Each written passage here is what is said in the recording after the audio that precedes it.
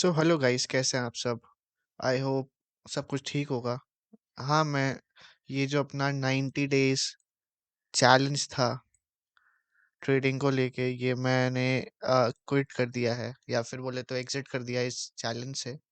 क्यों? बहुत सिंपल सा रीज़न है। फर्स्ट ऑफ ऑल, 3000 के अंदर अगर मैं ट्रेड करने जाऊंगा ऑप्शन ट्रेडिंग के अंदर, तो मुझको एक अच्छी खासी स्ट्राइक प्राइस कभी नहीं मिलने वाली। ठीक है। एंड ऑप्शन ट्रेडिंग में मेरा रिस्क मैनेजमेंट प्रॉपर नहीं रह रहा था। मैं बहुत सिंपल सिंपल बातें करूंगा, लेकिन बातों की गहराइयों को समझना। कमेंट्स में अगर आप लिखना चाहते हो कि क्विटर, लूजर, बाकी सारी चीज़ें, वो सारी आपके ऊपर है।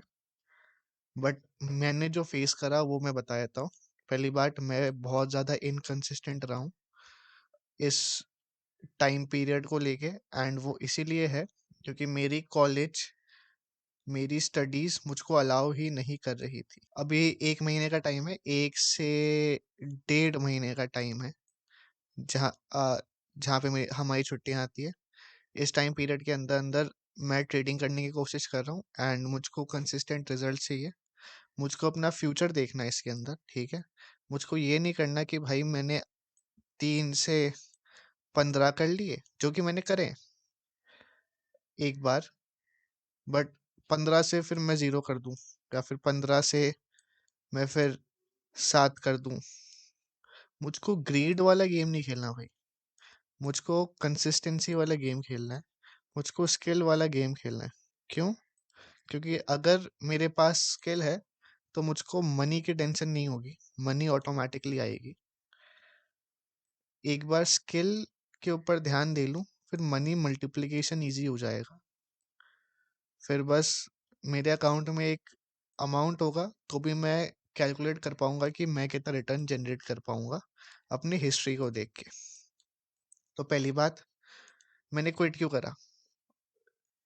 मैंने क्विट नहीं करा, मैंने एग्जिट करा है ऑप्शन ट्रेडिंग से। क्यों? इसके रीजंस अभी मैं आपको बताता हूँ। सबसे पहला जो रीजन है, हमारा रिस्क मैनेजमेंट।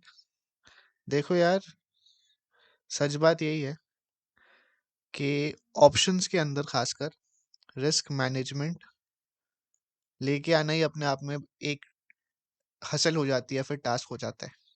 तुमको आईवी को मॉनिटर करना है, फिर तुमको डेल्टा देखना है, फिर तुमको गामा, वेगा, ब्ला और एक्सेट्रा देखना है तुमको। एंड उसके बाद तुम्हारी प्रोबेबिलिटी निकल के आती है जीतने की 33%। मैंने इसको बढ़ा दिया स्ट्रैटेजी के अपनी स्ट्रैटेजी से, अपनी साइकोलॉजी से, अपने माइंडसेट से। बट फिर भी अगर मेरा रिस्क मैनेज नहीं है प्रॉपरली, तो मैं लंबा गेम कभी खेल ही नहीं पाऊंगा। कैलकुलेशन ऑफ ऑप्शन ग्रीक्स, अगर मैं एक साइड चार्ट देख रहा हूँ एंड मैं एक साइड ऑप्शन ग्रीक्स देख रहा हूँ, वो भी कॉलेज के अंदर मोबाइल फोन में, मेरे लिए तो पॉसिबल नहीं है यार। क्योंकि मैं, या तो मैं क्लास में 3 4 मोबाइल फोन लेके बैठूं, और अगर मैं वो 3 4 मोबाइल फोन लेके बैठ भी जाऊं, तो भी ये डेटा को मैनेज करके रखना एंड इसको समझना अपने आप में ही एक टास्क हो जाएगा। एंड फिर मुझको ट्रेडिंग भी तो करनी है भाई। भाई मैं ट्रेडिंग करने आया हूँ। ये सारा डेटा अच्छा है, लेकिन मेरी स्ट्रैटेजी के साथ सूट नहीं होता। इसलिए मैंने ये एक और रीज़न था कि मैंने ऑप्शंस में ट्रेड करना बंद कर दिया। अब मुझको प्रॉमिसिंग रिजल्ट्स नहीं मिलते इसके अंदर। अगर मैंने 100 पॉइंट्स कैप्चर करे हैं, 2500 की मेरी कैपिटल है, कभी मुझको मिलेंगे 300 रुपये, कभी मुझको मिलेंगे 200 रुपये, और कभी मुझको मिल जाएंगे 1500 रुपये। इतनी ज़्यादा अगर वेरिएबिलिटी है, तो मैं फ्यूचर में अगर बड़ी कैपिटल लगाना भी चाहूँ तो भी मैं नहीं लगा सकता हूँ, क्योंकि मैं कैलकुलेट ही नहीं कर पाऊंगा कि मेरा कितना प्रॉफिट है, कितना लॉस है। और ये आईवी को पकड़ना एक अलग ही खेल है। एंड अगर मैं उस खेल में चले जाता हूँ तो मैं ट्रेडिंग में भटक जाऊंगा, क्योंकि भाई at the end of the day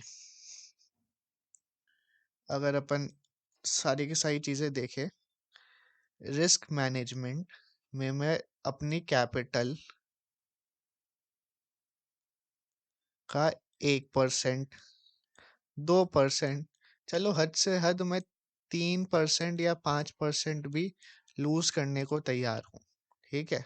लेकिन उसके बदले में कम से कम मुझको 1% के बदले में 2%, 2% के बदले में 4%, 3 के बदले में 6, 5 के बदले में 10 तो मिले।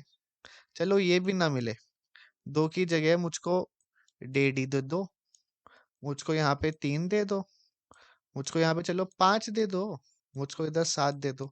लेकिन रिस्क टू रिवॉर्ड मेंटेन ही नहीं हो पा रहा है। अब वो क्यों नहीं हो रहा है? क्योंकि भाई साहब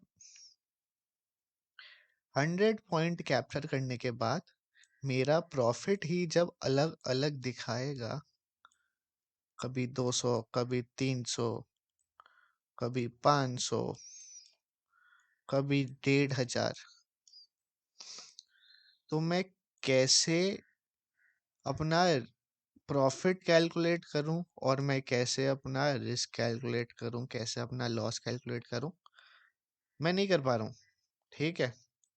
एंड मेरे पास ये लैपटॉप स्कूल में तो, कॉलेज में तो होता नहीं है, और कॉलेज में मैं क्लास में लेके भी नहीं बैठ सकता हूँ।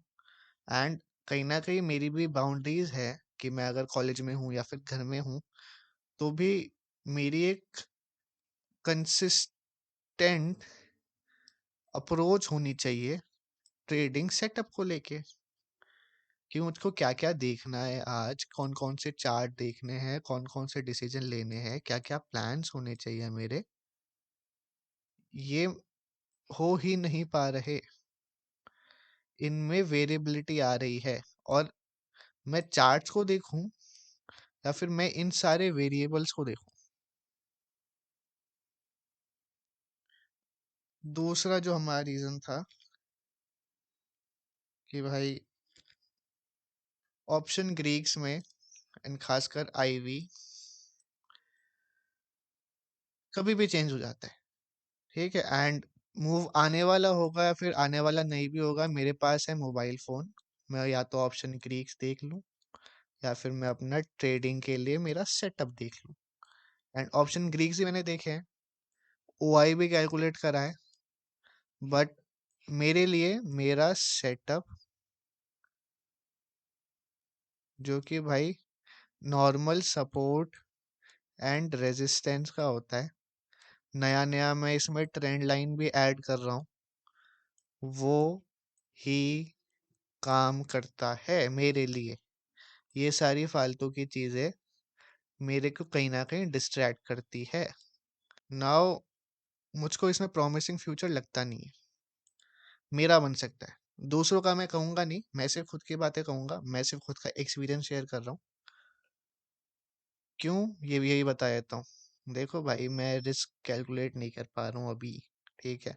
जब मेरी कैपिटल लो है, एकदम लो है, मतलब 3,000 है, इसमें मैं अगर अपना रिस्क कैलकुलेट नहीं कर पा रहा हूँ, ठीक है, रिवॉर्ड भी कैलकुलेट नहीं कर पा रहा हूँ, मैं सिर्फ यहाँ पे सीखने के लिए आया हूँ, लेकिन मैं आर जब कैलकुलेट ही नहीं कर पा रहा, तो मैं जब अपनी बिग कैपिटल के साथ उतरूंगा गेम के अंदर, ठीक है, कि भाई थ्रू ऑप्शंस कुछ 4-5 अच्छे मूव्स पकड़ लिए, 3 का 15 हो गया है, ठीक है, अब मैं बिग कैपिटल लेके आता हूँ, तो मेरा फेल होना गारंटी है। क्यों गारंटी है? क्योंकि यहाँ पे कंसिस्टेंसी तो है नहीं, ठीक है। एंड जब कंसिस्टेंसी नहीं होती ना, तो ये जो 3 का 15 हुआ है ना, ये भी नहीं होने वाला, ठीक है, ये भी हर बार नहीं होगा। एंड जब जब ये नहीं होगा, तब ऑप्शन बाइंग के अंदर जो ये ग्रीक्स है ना, ये लिटरली तुमको खा जाएंगे। कभी टाइम डिके के नाम पे, कभी आईवी के नाम पे, कभी तुम्हारे फेवर में मूव आ रहा है, ठीक है, स्ट्राइक प्राइस भी बढ़ रहा है तुम्हारा, लेकिन उस स्पीड से नहीं बढ़ रहा। कभी तुम्हारे फेवर में छोटा सा मूव आया, लेकिन स्ट्राइक प्राइस बहुत तेज भाग गया। तो तुम कैलकुलेट ही नहीं कर सकते जब, तब तुम फ्यूचर क्या घंटा देखोगे? रिजल्ट ये जब समझ में नहीं आ रहे, तो मैं अपने नेक्स्ट 2 साल, 3 साल, 4 साल इसमें कैसे लगा दूं? ये मेरे बहुत प्रेशियस साल है, मेरे पास टाइम ही है इस दुनिया के अंदर। पैसा ऐसा कुछ ही मायने नहीं रखता जब तक मेरा टाइम मुझको सही वैल्यू प्रोवाइड नहीं कर देता। नाउ ये सारी बातें तो हो गई कि भाई क्यों मैंने छोड़ा। नाउ अब बात आते हैं कि मेरा नेक्स्ट प्लान क्या है। मेरा प्लान ये है कि मैं फ्यूचर्स ट्रेड करूं, ठीक है, लो कैपिटल के साथ, और कंसिस्टेंट रिजल्ट्स लेके आऊं। क्यों? क्योंकि जब तक मेरे पास कंसिस्टेंट रिजल्ट्स हैं, जब तक मैं कंसिस्टेंटली काम कर पा रहा हूँ, ठीक है, तब तक मैं अपना फ्यूचर भी देखूंगा ही ना। क्योंकि मैं देखो, ट्रेडिंग को, ये जो ट्रेडिंग है ना, इसको मैं एक स्किल की जैसे देख रहा हूँ। और ये स्किल है मनी मल्टीप्लिकेशन की, ठीक है, पैसे से पैसा बनाने की। मैं इसको गैम्बलिंग देखना ही नहीं चाहता, ठीक है, क्योंकि गैम्बलिंग में मुझको कंसिस्टेंट रिजल्ट मिलने ही नहीं वाले। जब ट्रेडिंग में मैं 1% दे के या 2% दे के कंसिस्टेंटली अपने ट्रैक रिकॉर्ड के साथ 4% निकाल रहा हूँ या 2% निकाल रहा हूँ, तब मतलब है ना भाई। तब मैं अगर बड़ा कैपिटल लगाना भी चाहूँ, तो भी मैं लगा सकता हूँ कि भाई कोई टेंशन नहीं है। यूजुअली इतना रिस्क है, इतना रिवॉर्ड है, कैलकुलेटेड रिस्क लेंगे, कैलकुलेटेड रिवॉर्ड मिलेगा, सब चीजें अंडर कंट्रोल है। जब तक ये अंडर कंट्रोल मुझको समझ में नहीं आ जाता, तब तक मैं ऑप्शन में तो कूद नहीं वाला। अब मुझको ये फ्यूचर्स में दिख रहा है कि एटलीस्ट रिस्क और रिवॉर्ड अंडर कंट्रोल है। जितना मैं रिस्क लेना चाहूंगा, उस हिसाब से मेरा जब सेटअप अलाउ करेगा, तब तक अपन काम कर सकते हैं। नाउ अब मैं ट्रेड किस में करूंगा? क्योंकि ट्रेडिंग तो करनी है, क्योंकि मुझको तो स्किल डेवलप करना है, मुझको गैम्बलिंग नहीं करनी। तो मैं फॉरेक्स ट्रेडिंग की तरफ जा रहा हूँ। अब सब लोग बोलेंगे भाई साहब फॉरेक्स ट्रेडिंग तो इंडिया में अलाउड ही नहीं है, इलीगल है, पुलिस आ जाएगी। तो भाई, forex trading in INR pairs करके एक चीज होती है, ठीक है, मैंने अभी 1 हफ्ते से ये चालू करा है, एंड रिस्क मेरा कैलकुलेटेड है, रिवॉर्ड भी मुझको कैलकुलेटेड मिल रहा है। एंड फ्यूचर्स के अंदर जो सबसे बड़ी प्रॉब्लम है, खासकर इंडिया में, वो है leverage. For example, bank Nifty के अंदर, फ्यूचर्स के अंदर 15x का लेवरेज मिल रहा है, ठीक है, बाकी सारे फ्यूचर्स में भी 15x 20x का लेवरेज मिलता है।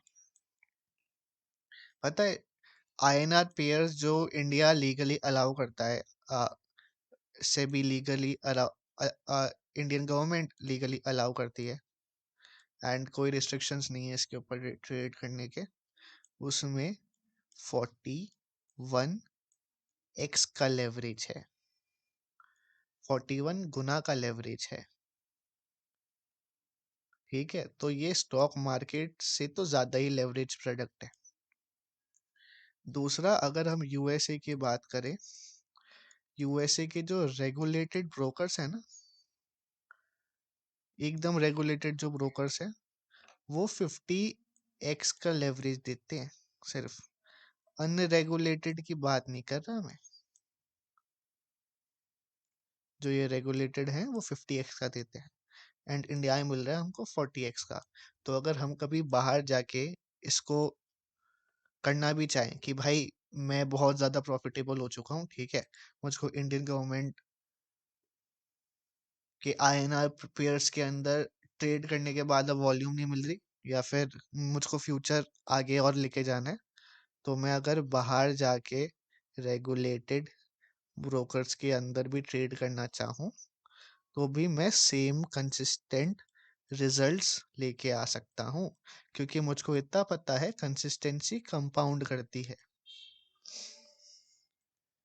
नाउ कैपिटल देख लेते हैं। कैपिटल एक लॉट के अंदर आती है 1000 क्वांटिटीज, ठीक है। एंड मैं अभी ट्रेड कर रहा हूँ यूरो INR के अंदर, वो भी इसका फ्यूचर सेक्शन। मेरे लग रहे हैं